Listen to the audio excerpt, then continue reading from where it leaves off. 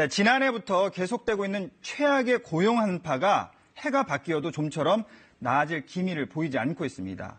자, 어제 통계청이 발표한 자료를 보면요. 1월에 새로 취업한 사람이 1년 전과 비교해 보니까 19,000명 늘었습니다. 자, 그 사이 취업 가능 인구가 24만 명 넘게 늘었던 걸 감안해 보면요. 취업 성적표가 썩 그리 좋지는 않습니다. 1월 실업률은 4.5%로 9년 만에 가장 높게 나타났고요. 실업자 수도 122만 명으로 무려 19년 만에 최고치를 기록했습니다. 자, 업종별로 보면요. 제조업이나 도소매업, 숙박이나 음식점 일자리가 많이 줄었습니다. 자, 심각한 수준이라고 할 수 있는데요. 그러면 왜 이렇게 고용 상황이 악화되고 있는 걸까요? 이 전문가들은요. 원인을 두 가지로 꼽고 있습니다. 먼저 자동차나 조선 같은 제조업이 경기 부진으로 구조조정에 들어가면서 일자리가 많이 줄어든 측면이 있고요. 최저임금 인상 등으로 인건비 부담이 커지면서 자영업자들이 종업원 수를 줄이는 것도 문제라고 지적을 하고 있습니다. 홍남기 경제부총리는요. 엄중한 상황이고 무거운 책임감을 느낀다. 이렇게 밝혔는데요. 발언 내용 직접 들어보시겠습니다.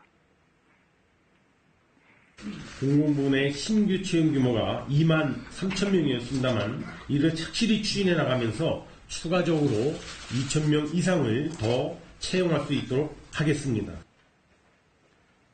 네, 방금 들으신 것처럼 뾰족한 대책이 없다 보니 정부는 공공 일자리를 늘리는 데만 주력을 하고 있습니다. 자, 민간 기업이 사람을 안 뽑아서 그런 거겠지만요. 이게 근본적인 대책인지는 의문입니다. 결국 세금으로 일자리를 만드는 거라 장기적으로 보면 국민 부담으로 돌아올 수도 있고요.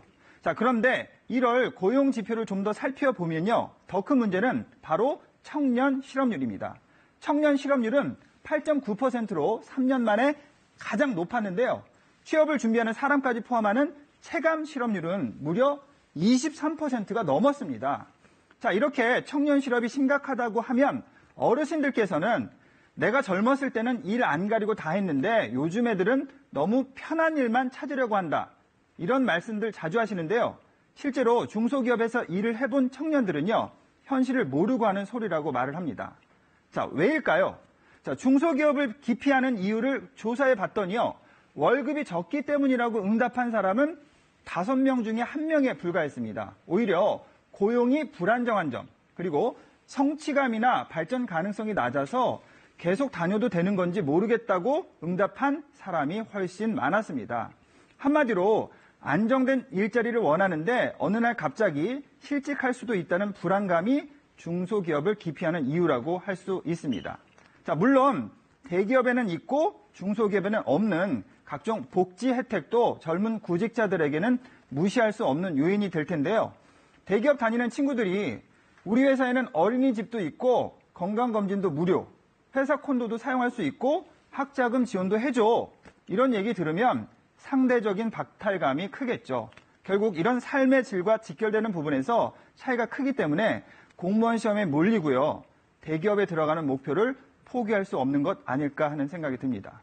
자, 그래서요. 중소기업의 근로 여건을 청년 구직자들의 눈높이에 맞출 수 있도록 기업들도 노력하고요.